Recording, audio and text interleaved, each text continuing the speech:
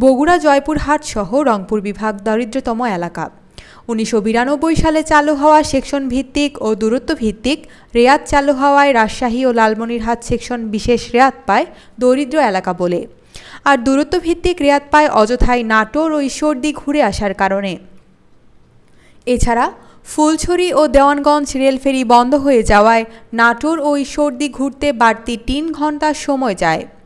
এদিকে বিগত 2012 সালে সেকশন ভিত্তিক রেয়াত তুলে দেওয়ায় রাজশাহী ও লালমনিরহাট রেল বিভাগে রেল ভাড়া বৃদ্ধি পায়।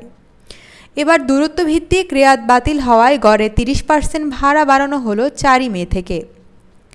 এসবের দাবিতে কলামিস্ট ও সংগঠন নাহিদ হাসান স্টেশনে দাঁড়াচ্ছেন। তারই ধারাবাহিকতায় 17 মে বেলা 12টায় পার্বতীপুর রেলওয়ে জংশন স্টেশনের 3 নম্বর প্ল্যাটফর্মে সংক্ষিপ্ত এক অবস্থান কর্মসূচি পালিত হয়। বক্তব্য রাখেন সংগঠক ও কলামিস্ট নাহিদ হাসান, আদর্শ পাটিকাঘাট উচ্চ বিদ্যালয়ের শিক্ষক সঞ্জিত প্রসাদ জিতু ও গণকমিটির খন্দকার আরিফ।